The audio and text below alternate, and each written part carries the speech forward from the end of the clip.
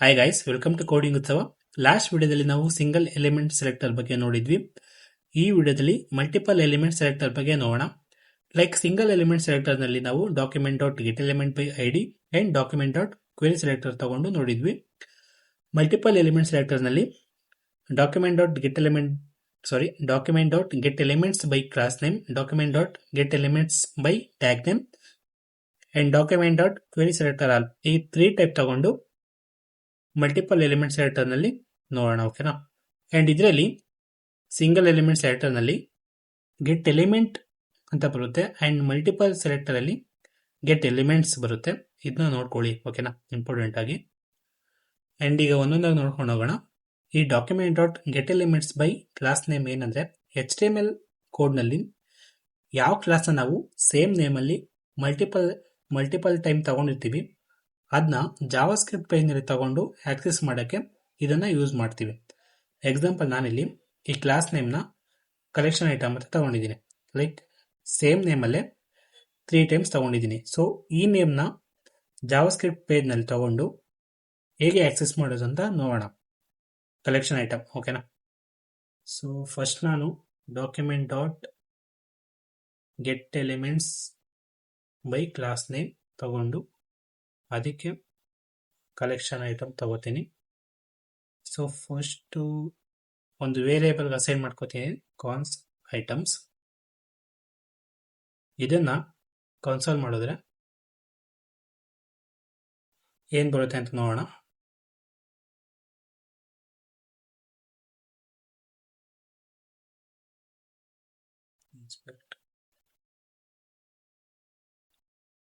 Okay, ಇಲ್ಲಿ HTML collection ಬರ್ತಿದೆ.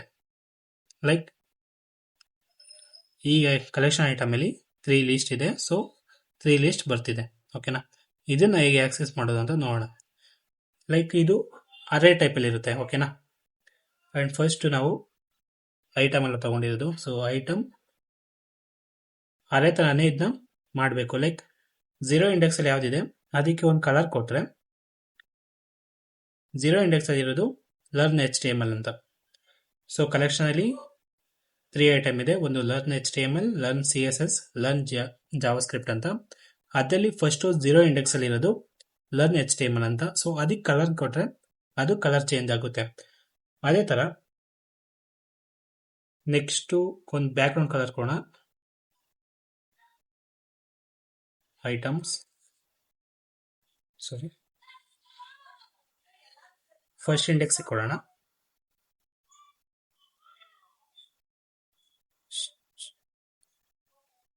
Style dot back ground colour ಎಲ್ಲೋ ಅಂತ ಕೊಟ್ರೆ,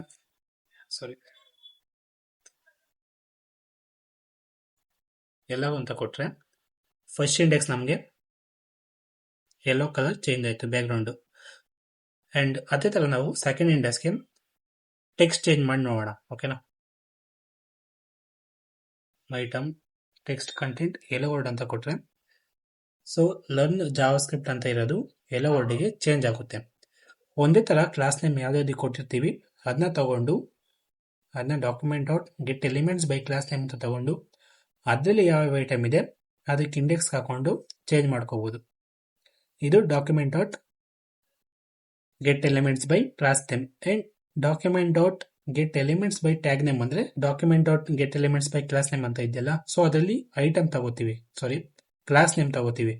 ಕ್ಲಾಸ್ ನೇಮ್ ಮಲ್ಟಿಪಲ್ ಆಗಿರೋದು ಕ್ಲಾಸ್ ನೇಮ್ ತಗೋತೀವಿ. ಸೊ ಇದರಲ್ಲಿ ಜಸ್ಟ್ ಎಲಿಮೆಂಟ್ ತಗೋತೀವಿ. ಇಲ್ಲೇ ಹೇಳ್ತಿದೆ document dot get elements by tag name, ಯಾವ್ದಾರ ಒಂದು ಟ್ಯಾಗ್ ನೇಮ್ ತಗೊಂಡು ನಾವು ಚೇಂಜ್ ಮಾಡ್ತಾ ಹೋಗ್ತೀವಿ. ಎಕ್ಸಾಂಪಲ್ ನೋಡೋಣ. ಎಕ್ಸಾಂಪಲ್ ನಾ ಇಲ್ಲಿ LI ಇರೋದು LI ಅನ್ನೋ ಟ್ಯಾಗು ನಾನು ಮಲ್ಟಿಪಲ್ ಟೈಮ್ ತಗೊಂಡಿದ್ದೀನಿ. ಸೊ ಇದು 1 LI, ಸೊ ಇದು ಸೆಕೆಂಡ್ LI, ಇದು ಥರ್ಡ್ LI. ಸೊ ಲೀಸ್ಟ್ ಇದು ಒಂದು ಲಿಸ್ಟ್, ಇದೊಂದು ಲಿಸ್ಟ್, ಇದೊಂದು ಲಿಸ್ಟ್, 3 ಲಿಸ್ಟ್ ಇದೆ. ಆ 3 ಲಿಸ್ಟ್ ಒಳಗೆ learn HTML, learn CSS, learn Java script ಅಂತ ಹಾಕೊಂಡಿದೀವಿ. ಸೊ ಈ ಟ್ಯಾಗ್ ತಗೊಂಡು ಹೇಗೆ ಚೇಂಜ್ ಮಾಡೋದು ಅಂತ ನೋಡೋಣ. ಸೇಮ್ ಇದೇ ತರಾನೇ ಲೈಕ್ LI ತಗೊಂಡ್ವಿ. ಓಕೆ, ತಗೊಂಡು LI ಅಲ್ವಾ? ಸೊ LI ತಗೊಳ್ಳಿ.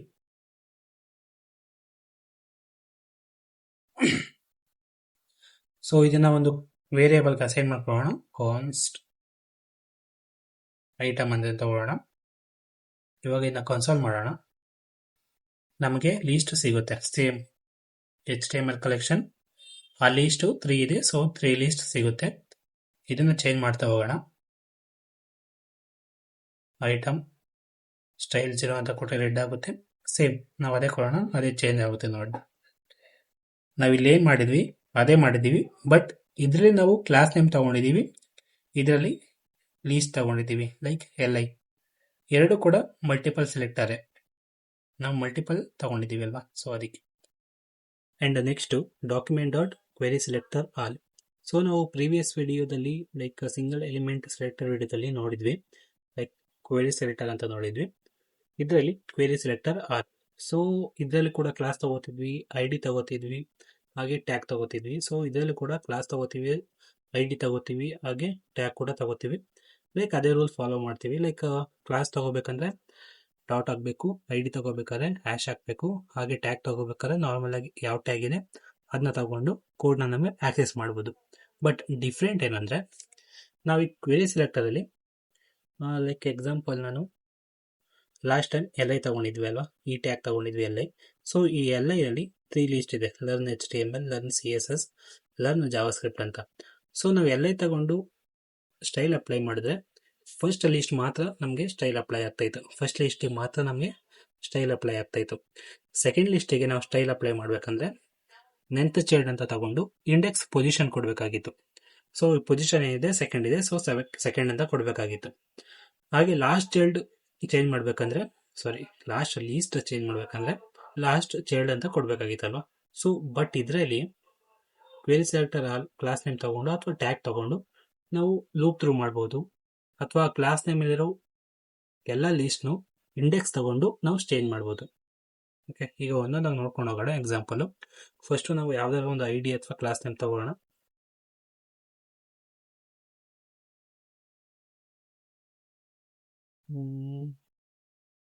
ID ಅಥವಾ ಕ್ಲಾಸ್ ನೇಮ್ ಲೈಕ್ ಇದೇ ತಗೊಳ್ಳೋಣ. ಫಸ್ಟ್ ಕ್ಲಾಸ್ ನೇಮ್ ನಾವು ಕಲೆಕ್ಷನ್ ಐಟಮ್ ಆಯಿತು. ಸೊ ಡಾಟ್ ಕಲೆಕ್ಷನ್ ಐಟಮ್ ಆಗಿದೆ. ಸೊ ಇನ್ನೂ ಒಂದು ಇಂಡೆಕ್ಸಿಗೆ ಅಸೈನ್ ಮಾಡ್ಕೊಳ್ಳೋಣ.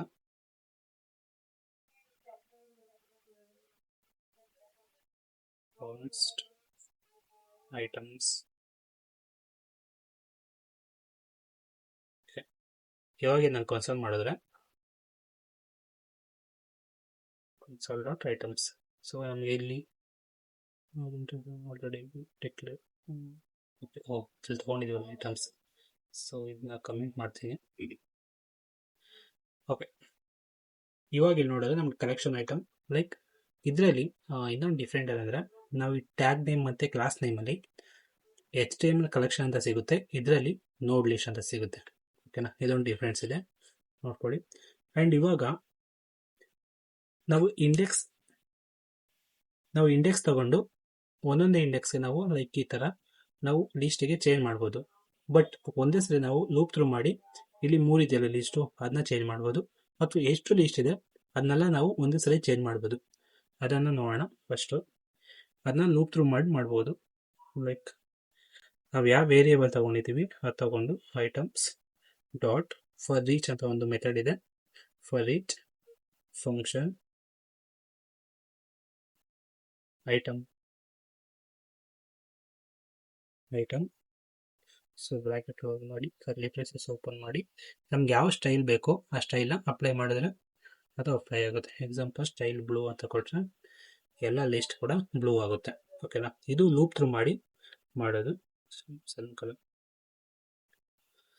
ಇದೊಂದು ಮೆಥಡು. ಸೊ ನಮಗೆ ಎಷ್ಟು ಲೀಸ್ಟ್ ಇದೆ ಅಷ್ಟು ಲೀಸ್ಟ್ ಅಲ್ಲ ಒಂದೇ ಕಲರ್ ಆಗಬೇಕು ಅಂದರೆ ಈ ಥರ ಲೂಪ್ ಥ್ರೂ ಮಾಡ್ಬೋದು. ಓಕೆ, ನೆಕ್ಸ್ಟು ಲೈಕ್ ನಾವಿಲ್ಲಿ ಫಾರ್ ಈಚ್ ಯೂಸ್ ಮಾಡಿದ್ದೀವಿ. ಫಾರ್ ಈಚ್ ಯೂಸ್ ಮಾಡಿದ್ರೆ ಆ ಕ್ಲಾಸ್ ನೇಮ್ ತೊಗೊಂಡಿದ್ದೀವಲ್ಲ ಇಲ್ಲಿ, ಆ ಕ್ಲಾಸ್ ನೇಮಲ್ಲಿ ಯಾವುದೆಲ್ಲ ಇದೆ ಆ ಕ್ಲಾಸ್ ನೇಮ್ ಯಾವುದಕ್ಕೆಲ್ಲ ಅಪ್ಲೈ ಆಗಿದೆ ಅದೆಲ್ಲ ಕೂಡ ಚೇಂಜ್ ಆಗುತ್ತೆ ಒಂದೇ ಸರಿ. ನಾವು ವೇಸ್ಟೇಜ್ ಕೊಡ್ತೀವಿ ಅದೆಲ್ಲ ಚೇಂಜ್ ಆಗುತ್ತೆ. ID ತೊಗೊಂಡ್ರೆ ಅದಕ್ಕೆ ಯಾವುದಕ್ಕೆ ಅಪ್ಲೈ ಆಗುತ್ತೆ ಅದೆಲ್ಲ ಚೇಂಜ್ ಆಗುತ್ತೆ. ಟ್ಯಾಗ್ ನೇಮ್ ತೊಗೊಂಡ್ರೆ ಅದಕ್ಕೆ ಯಾವ್ದು ಅಪ್ಲೈ ಆಗುತ್ತೆ ಎಲ್ಲ ಕೂಡ ಒಂದೇ ಸ್ಟೈಲಿಗೆ ಚೇಂಜ್ ಆಗುತ್ತೆ.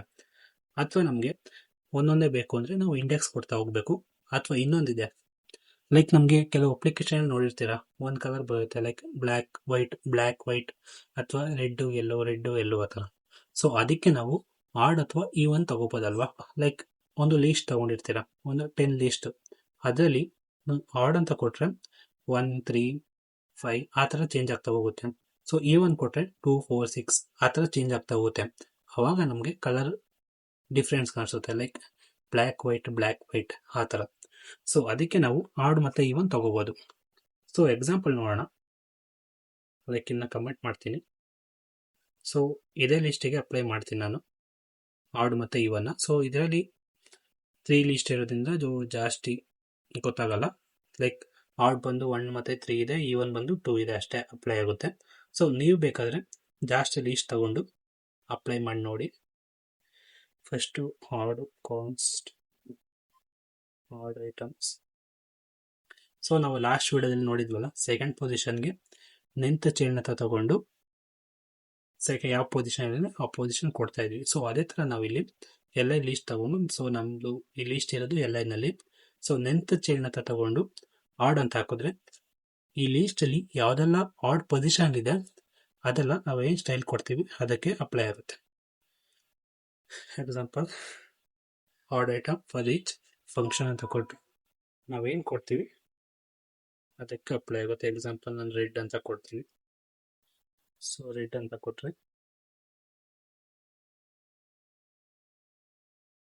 ಕ್ಲೋಸ್ ಮಾಡಿಲ್ಲ. ಇವಾಗ ಆಡ್ ಪೊಸಿಷನ್ ಇರೋದು 1 ಮತ್ತು 3. ಸೊ ಇದಕ್ಕೆ ಅಪ್ಲೈ ಆಗುತ್ತೆ, ಚೇಂಜ್ ಆಗುತ್ತೆ. ಅದೇ ಥರ ನೀವು ಇನ್ನೂ ಕೆಲವು ಲೀಸ್ಟ್ ತಗೊಂಡು ಬೇಕಾದ್ರೆ ಅಪ್ಲೈ ಮಾಡಿ ನೋಡಿ. ನೆಕ್ಸ್ಟು ಈವನ್ ಚೇಂಜ್ ಮಾಡೋಕ್ಕಾದ್ರೆ ಏನಿಲ್ಲ, ನೆಂತ್ ಚೈಲ್ಡ್ ಈವನ್ ಅಂತ ಕೊಟ್ಟರೆ ಈವನ್ ಚೇಂಜ್ ಆಗುತ್ತೆ. ಈವನ್. ಸೊ ಇಲ್ಲಿ ಈವನ್ ಬಂದು ಸೆಕೆಂಡ್ ಒನ್ ಪೊಸಿಷನ್ ಅಷ್ಟೇ ಇರೋದು. So even second one change ಆಗುತ್ತೆ. ಸೊ ಇದು ನಾವು ನೆಂತ್ ಚೈಲ್ಡ್ ಆಡ್ ಮತ್ತು ನೆಂತ್ ಚೈಲ್ಡ್ ಈವನ್ ಅಂತ ಮೆಥಡ್ ಯೂಸ್ ಮಾಡಿ ಚೇಂಜ್ ಮಾಡ್ಬೋದು. ಓಕೆ, ಇನ್ನು ಕೆಲವು ನೆಕ್ಸ್ಟ್ ಎಕ್ಸಾಂಪಲ್ ನೋಡೋಣ. ಏನಕ್ಕೆ ಅಂದರೆ ನಾವು ಲಾಸ್ಟ್ ವಿಡಿಯೋದಲ್ಲೂ ಕೆಲವು ಸೇಮ್ ಕ್ಲಾಸ್ ನೇಮ್ ತೊಗೊಂಡಿದ್ವಿ, ಸೇಮ್ LI ತಗೊಂಡೇ ಮಾಡ್ತಾ ಇದ್ದೀವಿ. ಆ್ಯಂಡ್ ಈ ಕ್ವೆರಿ ಸೆಲೆಕ್ಟರ್ ಆಲ್ನಲ್ಲಿ ಸೇಮ್ ಫಾರ್ ಈಚ್ ಮೆಥಡೇ ಯೂಸ್ ಮಾಡ್ಕೊಂಡಿದ್ದೀವಿ, ಇಂಡೆಕ್ಸ್ ಯೂಸ್ ಮಾಡಿಲ್ಲಲ್ಲ. ಸೊ ಅದಕ್ಕೆ ಯಾವ್ದಾದ್ರು ಒಂದು ನಾನು ತಗೊಂಡು, ಯಾವುದಿದೆ ಅದನ್ನ ತಗೊಳ್ಳೋಕ್ಕೆ ಬಟನ್ ಇದೆ ಮತ್ತು ಓಕೆ ಲಿಂಕ್ಸ್. ನಾನು ಇವೆರಡರಲ್ಲಿ ಯಾವ್ದಾರ ಒಂದು ನಾನು ತೋರಿಸ್ತೀನಿ, ಇನ್ನೊಂದು ನೀವು ಟ್ರೈ ಮಾಡಿ. ಲೈಕ್ ನಾನು ಯಾವುದಿದೆ ಬಟನ್ ಮತ್ತು links, class name link. Okay, link ತಗೋಣ. ಕಾನ್ಸ್ಟ್ links link.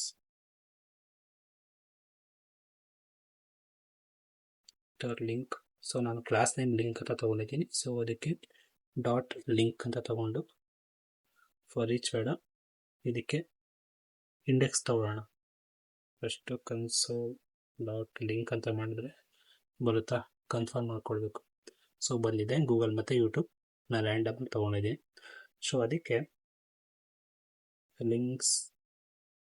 So 0 index change ಮಾಡಬೇಕಂದ್ರೆ 0 index style dot colour green ಅಂತ ಕೊಟ್ಟರೆ ನಮಗೆ ಅದು ಗೂಗಲ್ ಫಸ್ಟ್ ಇರೋದು ಗೂಗಲಿಗೆ ಚೇಂಜ್ ಆಗುತ್ತೆ. ಸೊ ಅದೇ ನಾವು second index orange, like first index second link orange ಅಂತ ಕೊಟ್ಟರೆ ಆರೆಂಜ್ ಕಲರ್ ಚೇಂಜ್ ಆಗುತ್ತೆ. ನಾವು ಫಾರ್ ಈಚ್ ಚೂಸ್ ಮಾಡಿದ್ರೆ ಎಲ್ಲ ಲೀಸ್ಟ್ ಅಥವಾ ಇದು ಯಾವುದಕ್ಕೆ ಅಪ್ಲೈ ಆಗಿದೆ ಅದೆಲ್ಲ ಒಂದೇ ಸ್ಟೈಲಿಗೆ ಅಪ್ಲೈ ಆಗುತ್ತೆ.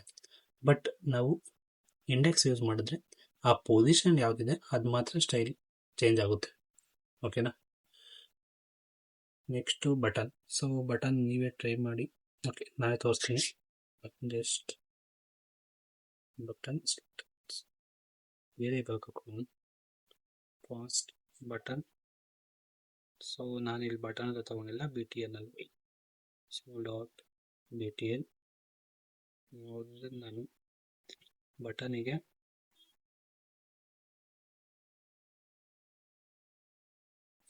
ಎಲ್ಲಿದೆ ಬಟನ್, ಓಕೆ, ಇಲ್ಲಿ ಬಿ ಟಿ ಅಂತ ತಗೊಂಡಿದ್ದೀನಿ. So class B T N.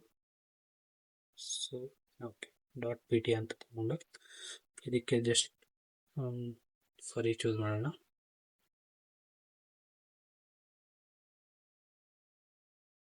For each function B T colour ಕೊಟ್ಟರೆ ಬ್ಯಾಕ್ಗ್ರೌಂಡ್ ಕಲರ್ ಬ್ಲೂ ಅಂತ ಕೊಟ್ಟಿದ್ದೀನಿ. ಸೊ ಇವೆರಡು ಕಲರ್ ಕೂಡ ಚೇಂಜ್ ಆಗುತ್ತೆ.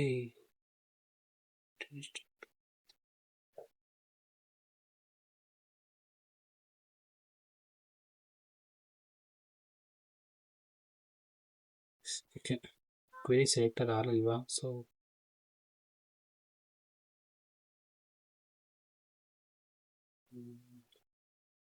ಇವಾಗ ನೋಡಿದ್ರೆ ಎರಡು ಬಟನ್ ಕೂಡ ಚೇಂಜ್ ಆಗುತ್ತೆ ಕಲರ್. ಸೊ ಅದೇ ಥರ ನೀವು ಇಂಡೆಕ್ಸ್ ಯೂಸ್ ಮಾಡಿದ್ರೆ ನಿಮ್ಗೊಂದು ಟಾಸ್ಕು. ಸೊ ಈ ಬಟನ್ಗೆ ಇಂಡೆಕ್ಸ್ ಅಪ್ಲೈ ಮಾಡಿ ಒಂದೊಂದೇ ಬಟನ್ದು ಕಲರ್ ಚೇಂಜ್ ಮಾಡಿ ಟ್ರೈ ಮಾಡಿ. ಓಕೆನಾ? ಓಕೆ ಗೈಸ್, ಈ ವಿಡಿಯೋದಲ್ಲಿ ಇಷ್ಟೇ. ಲೈಕ್ ಲಾಸ್ಟ್ ವಿಡಿಯೋದಲ್ಲಿ document dot get element by I D and document dot query selector ನೋಡಿದ್ವಿ. ಆ್ಯಂಡ್ ಈ ವಿಡಿಯೋದಲ್ಲಿ ಮಲ್ಟಿಪಲ್ ಎಲಿಮೆಂಟ್ ಸೆಲೆಕ್ಟರ್ ಬಗ್ಗೆ ನೋಡಿದ್ವಿ. First one document dot get elements by class name. ಅಂದರೆ index dot H T M ಅಲ್ಲಿ ಯಾವ್ದು class name ಇದೆ, like multiple ಐಟಮ್ಗೆ ನಾವು ಕ್ಲಾಸ್ ನೇಮ್ ಅಪ್ಲೈ ಮಾಡಿದ್ದೀವಿ ಅಂದರೆ ಅದನ್ನ ತಗೊಂಡು ಇಲ್ಲಿ ನಾವು ಆಕ್ಸೆಸ್ ಮಾಡ್ಬೋದು. ಅದೇ ಥರ ಇಲ್ಲಿ ಕ್ಲಾಸ್ ನೇಮ್ ತೊಗೊಂಡಿರ್ತೀವಿ, ಸೊ ಇಲ್ಲಿ ಟ್ಯಾಗ್ ನೇಮ್ ತಗೊಂಡು ಆಕ್ಸೆಸ್ ಮಾಡ್ಬೋದು. ಕ್ವೇರಿ ಸೆಲೆಕ್ಟರ್ ಅಲ್ಲ ಅಂದರೆ ನಾವು ಕ್ಲಾಸ್ ನೇಮ್ ಐ ಡಿ ಅಥವಾ ಟ್ಯಾಗ್ ನೇಮ್ ತಗೊಂಡು ಆಕ್ಸೆಸ್ ಮಾಡ್ಬೋದು. ಆ್ಯಂಡ್ ಇಲ್ಲಿ ಫಾರ್ ಈಚ್ ಅಂತ ತಗೊಂಡ್ರೆ ಈ class name, example class name, ಇದಕ್ಕೆಲ್ಲ ಯಾವ್ದು ಅಪ್ಲೈ ಆಗಿದೆ ಅದೆಲ್ಲ ಒಂದೇ ಸಾರಿ ಕೂಡ ಕಲರ್ ಚೇಂಜ್ ಆಗುತ್ತೆ. ಆ್ಯಂಡ್ ಅಥವಾ ನಾವು ಪರ್ಟಿಕ್ಯುಲರ್ ಆಗಿ ಇಂಡೆಕ್ಸ್ ತಗೊಂಡು ಆಕ್ಸೆಸ್ ಮಾಡ್ಬೋದು. ಓಕೆನಾ? ಓಕೆ ಗೈಸ್, ಈ ವಿಡಿಯೋದಲ್ಲಿ ಇಷ್ಟೇ. ನೆಕ್ಸ್ಟ್ ವಿಡಿಯೋದಲ್ಲಿ ಸಿಗೋಣ. Thank you. ಬಾಯ್.